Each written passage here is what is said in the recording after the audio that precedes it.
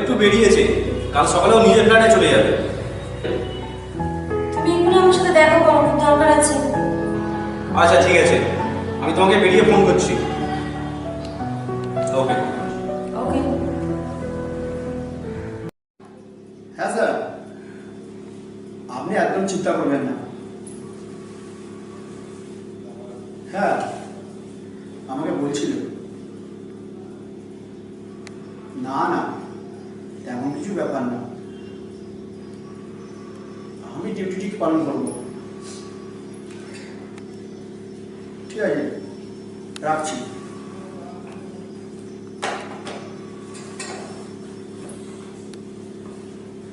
শুভ, কার phone ছিল? ওই বড়বাবু ফোন করেছিল, খোঁজ খবর নিচ্ছিল। বড়বাবু তোমাকে খুব ভালোবাসে, তোমার কথা বলে আমাকে সবসময়।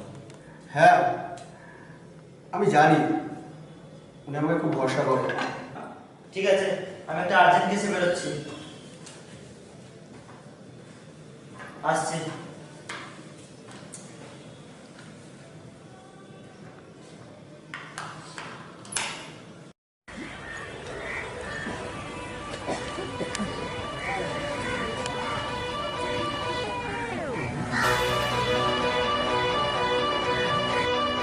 আর কতদিন আমি তোমার আসাম সব ছেড়ে এসেছে, স্বামী সংসার সব ভেবেছি তুমি একটু সুখে রাখবে।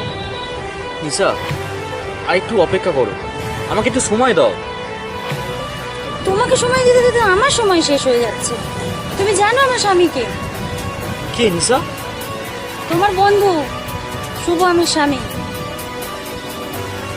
শুভ তোমার স্বামী? হ্যাঁ অমিত, তোমার বন্ধু শুভ আমার স্বামী। ও যদি জানতে পারে একবার ভাবছো কি হবে? তোমাকে আমাকে টুকরো টুকরো করে দেবে। এখন কি হবে নিশা? সেটাই তো ভাবছি।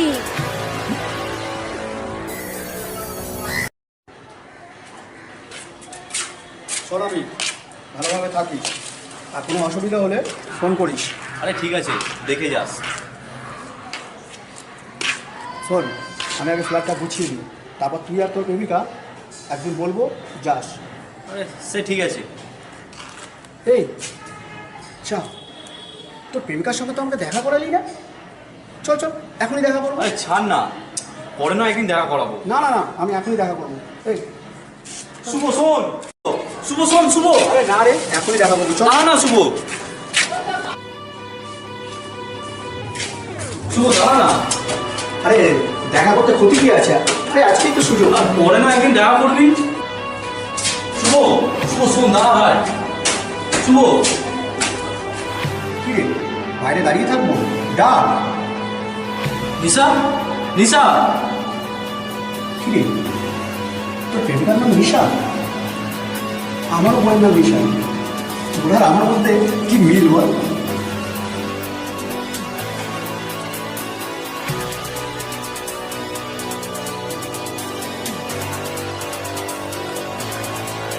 নিশা, তুমি? বাহ বাহ নিশা, খুব ভালো।